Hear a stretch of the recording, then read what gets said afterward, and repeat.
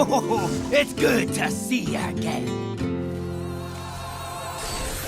I was browsing through my old card collection after recently getting back into Blizzard's Hearthstone, a decisively simple game about putting minions down, casting spells, and reducing your opponent's health down to 0. And as I was looking, I looked back at all of my favorite cards when I used to play the game a lot back in 2017. You face Jaraxxus, Eredar Lord of the Burning Legion! After hearing these absolutely iconic voice clips, I came to realize how charming of a game Hearthstone is, and that even after 2 to 3 years of not playing it, I still remember these cards off the back of my hand. For a game about putting minions down and attacking your opponent, Hearthstone is a game that not only oozes flavor and charm from its start screen to its battlefields, it's a game that has brilliantly simple card designs and makes the player feel awesome when they play them. Today, I'm going to be going into the charming design of Hearthstone and why I think Hearthstone is pretty cool.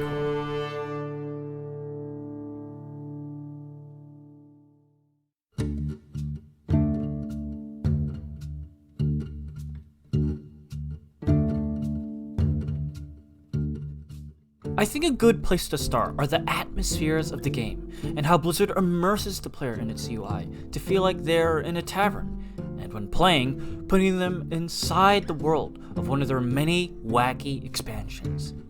Every time a player logs in, you're greeted to the friendly voice of the Innkeeper, as Hearthstone's iconic main theme plays. Welcome to the end, friend. You hear the subtle conversations of other tavern goers as you enter, while the mechanical buttons of the main menu spring open every time your cursor goes over them, standing out from generic beeps and clicks from other main menus.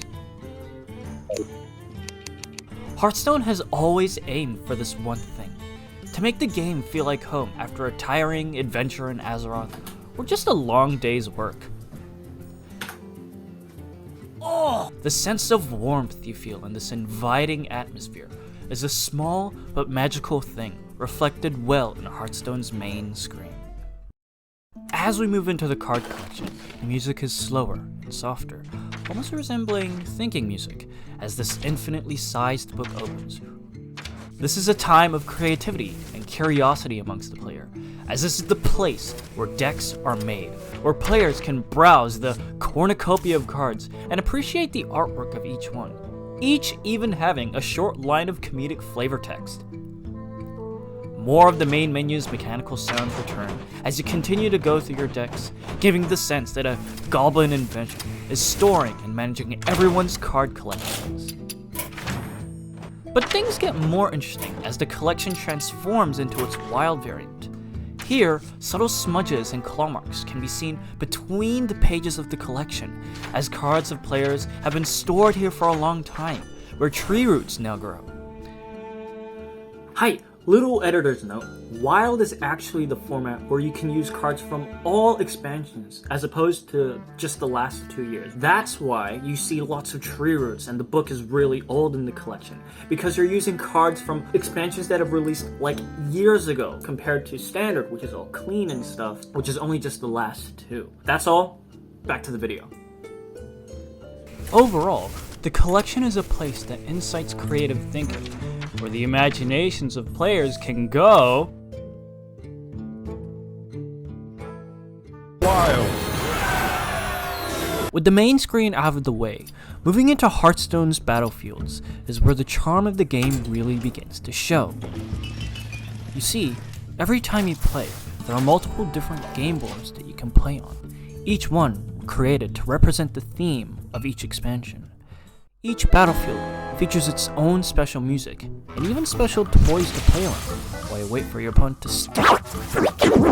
One of my favorite expansions I've released, the Boomsday Project, is themed around crude science and explosions, and is represented in a battlefield with giant, weird, metal inventions you can toy around with for some cool effects, while a jazzy and funky soundtrack, accompanied by almost goofy clarinets and trumpets, play in the back. How about a school for wizards? Or a dungeon teeming with treasures?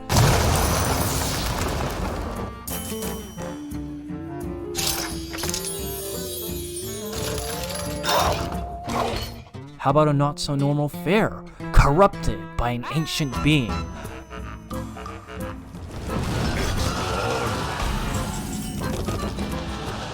A creepy forest, a dinosaur jungle.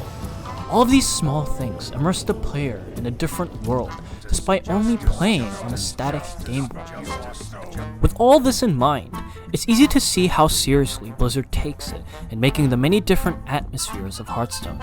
From a homely and inviting vibe from when they open up the game, to when you play on the many different game boards, Hearthstone feels like home, and its environments take you to different worlds and fantasies no other trading card game really can.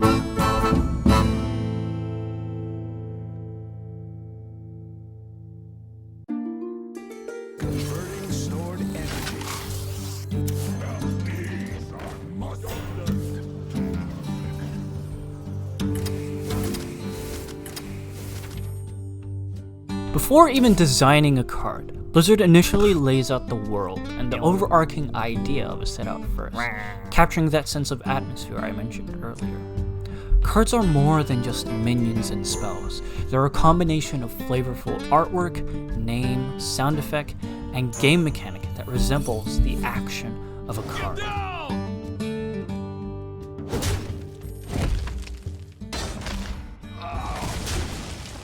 Each set has its own mechanical personality and gameplay quirks that represent the fantasies of a set. In our Hearthside chat leading up to the Boomsday Project's release, Hearthstone designer Stephen Chang talks about the ways the team tried to represent science through its gameplay, and eventually came up with the keyword magnetic, where special mechs can be played either by themselves or attached magnetically to other mechs that gain health, attack, and abilities. This was a really cool design space for the developers, as players could choose if they wanted to spread themselves wide on the board, or buff a singular mech for some massive damage. Players felt like they were the mad scientists in Boomsday Labs, experimenting with different wacky spells and building giant hulking robots through the gameplay, the crossing of mechanics and flavor each expansion tries to achieve. A card that really embodies this is a card named Glowtron, a 1-mana 1/3 mech with magnetic. Simple enough, right? Although it doesn't seem too much on the surface, this is actually an amazingly designed card, and let me show you how. This is a card that can be used as a minion, a simple 1-mana minion that you could play on your first turn. Or, say a minion is in the way and your measly little mech can't take the hit to kill it. Well, now it can, with magnetic, giving it a little wiggle room to survive.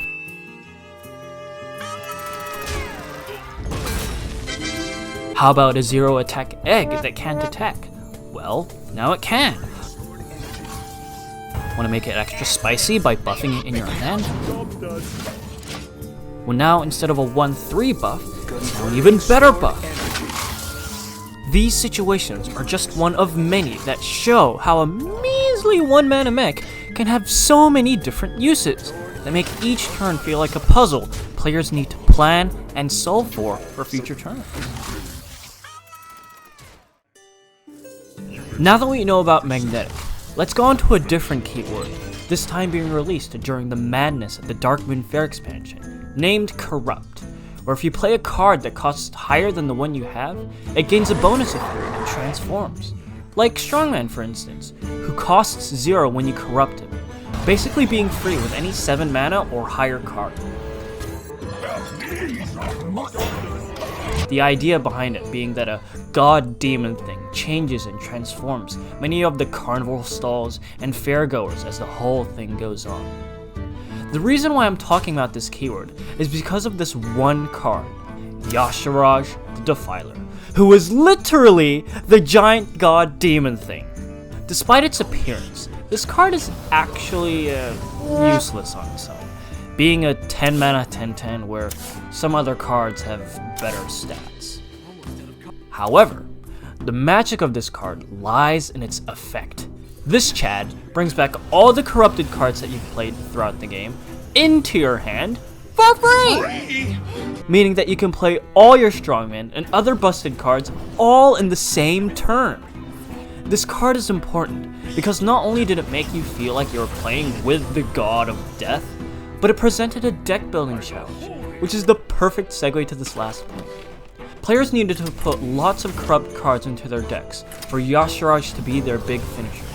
Cards like this put the problem-solving element Hearthstone has outside the battlefield and into the deck builder, forcing players to think about card synergy and ways to fully maximize deck-defining cards like Yashiraj. You see, cards throughout Hearthstone aim to promote this kind of critical thinking, from having designs that make each turn feel like a new puzzle to solve, to encouraging new deck archetypes. The best designs aren't ones that serve a single purpose, but it's these cards that can be used in multiple different decks and in multiple different situations, all the while being flavorful and capturing the fantasies an expansion has. Remember, these are only 2 out of the many excellently designed cards out there on Hearthstone, so I'm just barely scraping the surface of Blizzard's design philosophy. And honestly, card design could be a video entirely on its own.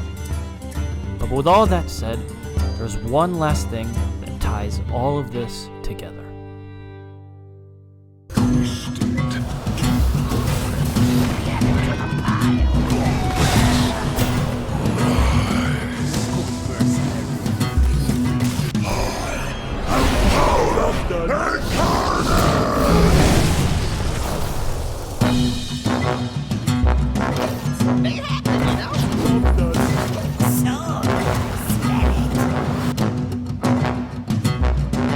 Cards feel awesome to play!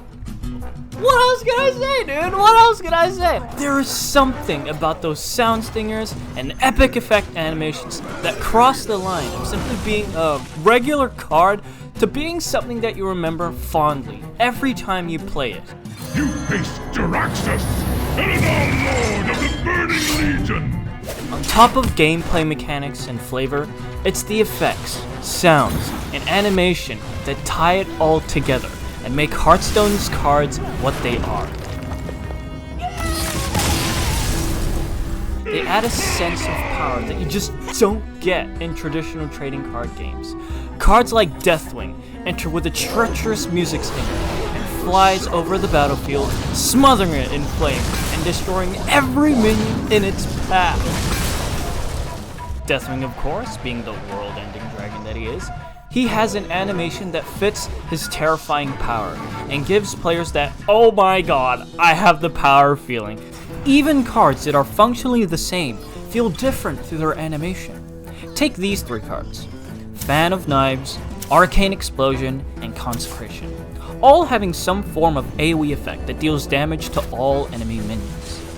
Even though these are functionally similar cards, they all feel drastically different to play. Fan of Knives makes you feel like the rogue throwing a fan of knives. Arcane Explosion feels like a blast of magical energy, and Consecration makes you feel like the paladin using the holy light to quake the ground of your enemies. I think that's the awesome thing about Hearthstone. You could honestly give 2 classes the same spell and have different animations to them that make them feel completely different to play. But under the hood of all this is one last thing, and that is the importance of information. Hearthstone is a game that has lots of UI elements, and it's easy to lose track sometimes. Animations help condense this down. Think back to the Dark Moon Fair and the keyword corrupt. Not only do you need to convey that the card had an original state, but you also need to show how it is transformed and its new state without doing this stupid text thing, whatever this is. How does animation condense this? By adding a misty purple effect. Like, imagine if you played a corrupt card with no animation to it whatsoever. Players who would play against you would go, what the hell just happened? That isn't a real card. That's blatantly OP. This game sucks. Which goes to show how important information is to the player through animation. Animations trigger a little happy lizard segment of my brain, that makes playing cards all the more satisfying. It's the sounds and flashy effects that really convey the flavor of a card. But they aren't there just for show. They make things clear to the player without making the screen too bloated with text and overwhelming them. To me, it's something Hearthstone should be praised for.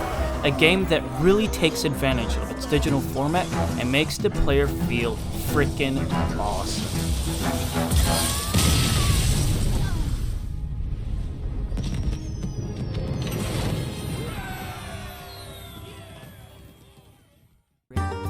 There's only one man of these players that, oh my god. Even though Hearthstone is a card game, it's more than just that.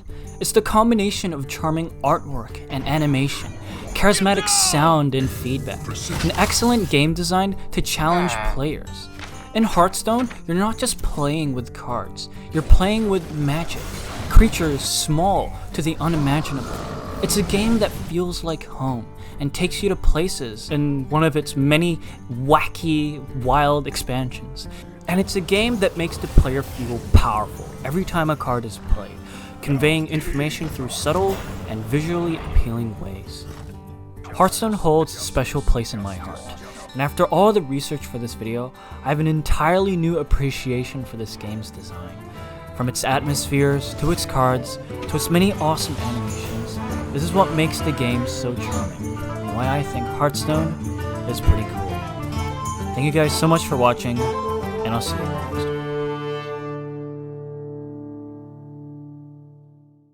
If you guys made it to this point of the video, thank you so much for watching. This was a really long project to make, and I started all the way back in May, and now it's like June, and it's finally done. I'm reaching the final hours of editing this 17-minute long video. Even though I probably might not be qualified to go on about game design and stuff. I really like going deep into game design and stuff. And I also really want to give thanks to my little brother who's helped me out with all of my idea block. Honestly, wouldn't have been able to get this far without him. So if you're watching, and I know you are, thank you so much for helping me, Mr. Idea Man. Thank you guys again so much for watching. I love you, and see you in the next one.